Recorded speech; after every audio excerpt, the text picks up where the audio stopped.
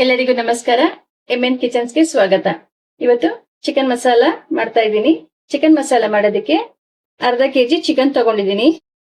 ಶುಂಠಿ ಬೆಳ್ಳುಳ್ಳಿ ಪೇಸ್ಟ್, ಕೊತ್ತಂಬರಿ ಸೊಪ್ಪು, ಹಸಿಮೆಣಸಿಕಾಯಿ, ಎಣ್ಣೆ, ಚಿಕನ್ ಮಸಾಲ ಪೌಡರ್ ತಗೊಂಡಿದ್ದೀನಿ. 4 ಈರುಳ್ಳಿನ ಸಣ್ಣದಾಗಿ ಹೆಚ್ಚಿಟ್ಕೊಂಡಿದ್ದೀನಿ. 3 ಟೊಮೆಟೊನ ಕೂಡ ಹೆಚ್ಚಿಟ್ಕೊಂಡಿದ್ದೀನಿ. 4 ರಿಂದ 5 ಸ್ಪೂನ್ ಎಣ್ಣೆ ಹಾಕಿದ್ದೀನಿ. ಕಟ್ ಮಾಡಿ ಇಟ್ಕೊಂಡಿರೋ ಈರುಳ್ಳಿ ಸೇರಿಸ್ತಾ ಇದ್ದೀನಿ.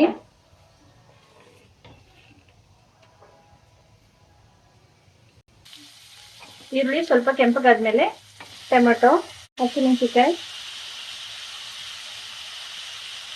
ಶುಂಠಿ ಬೆಳ್ಳುಳ್ಳಿ ಪೇಸ್ಟ್ ಚೆನ್ನಾಗಿ ಹಸಿ ವಾಸನೆ ಹೋಗೋ ತನಕ ಹುರ್ಕೊಳ್ಳೋಣ.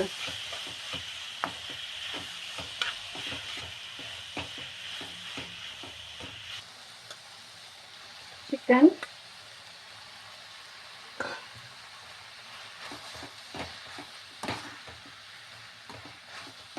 ಅಂತ ಕೃಷ್ಣ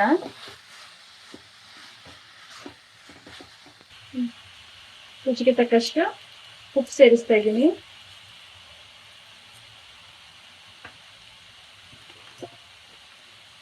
ಚಿಕನ್ ಮಸಾಲ ಪೌಡರ್ನು ಸೇರಿಸ್ತಾ ಇದ್ದೀನಿ.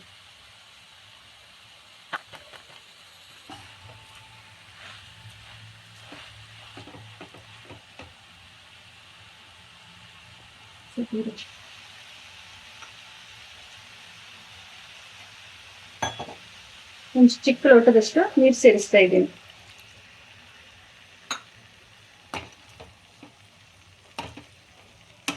ಈಗ ನೀಟಾಗಿ ಮಿಕ್ಸ್ ಮಾಡಿ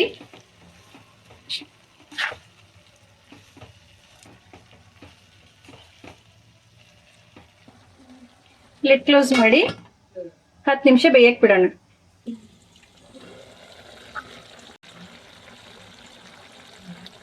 ಬೆಂದಿದೆ. ಕೊನೆಯಲ್ಲಿ ಸ್ವಲ್ಪ ಕೊತ್ತಂಬರಿ ಸೊಪ್ಪು ಹಾಕ್ತಾ ಇದ್ದೀನಿ. ಚಿಕನ್ ಮಸಾಲ ರೆಡಿ ಆಗಿದೆ. ಬಿಸಿ ಬಿಸಿ ಚಿಕನ್ ಮಸಾಲ ರೆಡಿ. ಈ ಸ್ಟೈಲಲ್ಲಿ ಒಮ್ಮೆ ಮಾಡಿ ರುಚಿ ನೋಡಿ ಕಾಮೆಂಟ್ ಮಾಡಿ.